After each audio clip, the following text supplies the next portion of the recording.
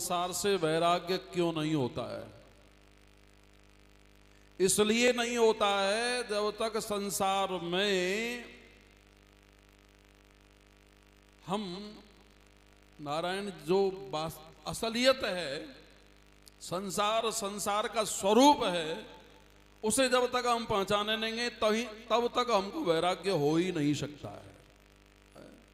लेकिन हमारी दृष्टि, राग दृष्टि जब तक संसार में रहती है तब तक वह हमें वैराग्य प्राप्त होता ही नहीं है। होय न विषय विराग भवन बसतवा चौथपन, हृदय बहुत दुख लाग जन्म गयो हरि भजन बिनु। एक उदाहरण में छोटा सा दूंगा, ज्यादा नहीं, वैसे समय ज्यादा नहीं लेना चाहिए। एक बार चातुर्मास व्यतीत करने को महापुरुषों ने एक राजा की यहाँ कृपा की। सेवा भाव को देख करके संसारी चार पुरुषों ने उन्हें देख करके कि संतों की बड़ी सेवा हुआ करती है, वो भी साधु बन करके उनमें मिल करके उनके साथ चले गए। लेकिन वो तो स्वाद की दृष्टि से चले थे। चातुर्मास पूरा होने के पश्चात में संतों ने तो कृपा की, बोले अब चलना चाहिए। लेकिन जो साधु थे, स्वाद करने वाले, वो साधना नहीं बल्कि स्वाद की दृष्टि से चले थे। वो लोग कहने लगे कि ये आनंद, खाने में आनंद, पीने में आनंद, रहने में आनंद, घूमने में आनंद, राजा की सेवा, महाराज इसे भी छोड़ करके अब जाएंगे कहाँ? मौज मस्ती में अड़ गए। संत चले गए, लेकिन वो चार पुरुष जो संसारी थे, साधु बन करके गए थे, वो नहीं गए। राजा ने सेवकों से पूछा, राजन बताओ संतों का हाल। बोले महाराज चातुर्मास पूरा हुआ और संतों ने तो कृपा कर दी, लेकिन चार संत थोड़े रह गए अभी। राजा ने कहा कि एक काम करना कि जो भोजन की थाली में आप दाढ़ नोकाने को सीख रखते हो ना, वो मत रखना आज। ऐसा ही किया सेवकों ने। तो दूसरे दिन राजा ने पूछा, बोले आओ हाल बताओ।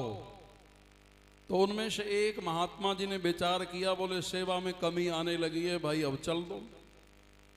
एक चले गए, तीन रह गए।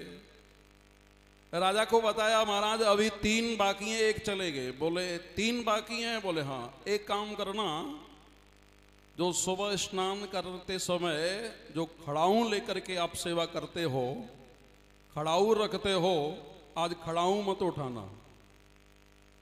तो खड़ाऊ नहीं उठाई सेवकों ने, तो एक संत फिर चले गए। बोले सेवा में और कमी आने लगी भाई, अब चलो, चलने में खैर है।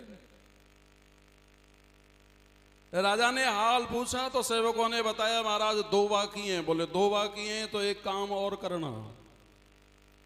पहले ये नलकूप थोड़े कम थे ना, पहले तो कुआओं से काम चलता था ना।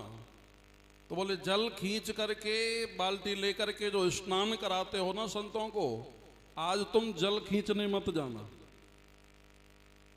सेवक नहीं गए। तो एक संत ने फिर विचार किया कि सेवा में और कमी आ गई भाई, अब चलना चाहिए। एक रह गए, उनका नाम था केशवदास। क्या नाम था? केशवदास।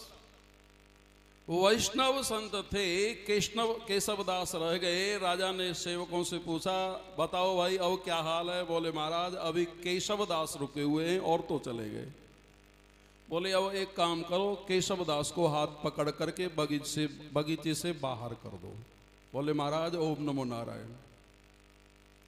हमारे संत जन गुरुदेव इस उदाहरण का तात्पर्य बताया करते हैं कि गृहस्थ में जब सेवा में कमी आने लगे, उदीर्थो अर्थो पश्माभि गृह्यते, शास्त्र कहता है।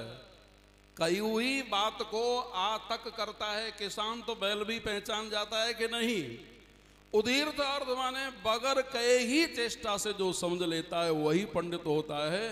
तो बोले गृहस्थ में जब सेवा में कमी आने लगे तो वैराग्य ले लेना चाहिए। पुत्र हमारी बात को मानने के लिए तैयार नहीं हो तो वैराग्य हमको ले लेना चाहिए। पत्नी हमारी बात को मानने के लिए तैयार नहीं हो तो गृहस्थ को छोड़ देना चाहिए। गुरुदेव कहते हैं कि जब क्या हुआ, जब केशवदास के भांति हाथ पकड़ करके बाहर किए कि जाओ अब तुम्हारा गृहस्थ में कोई काम नहीं है। तो उससे लाभ क्या हुआ? तो केशव दास नहीं बनो वैराग्य राग रस को भव भक्ति निष्ठा हो, वैराग्य में ही परम सुख है। जो महाराज आत्मदेव को भी उपदेश बहुत सुंदर उपदेश दिया गया है श्रीमद् भागवत में, बड़ा सुंदर बता रहे थे राधे चेतन जी महाराज। माने इस संसार में हम जब तक दोष दृष्टि नहीं रखेंगे तब तक वैराग्य नहीं हो सकता है। तो हम दोष दृष्टि रखते हुए वैराग्य राग रसिक बन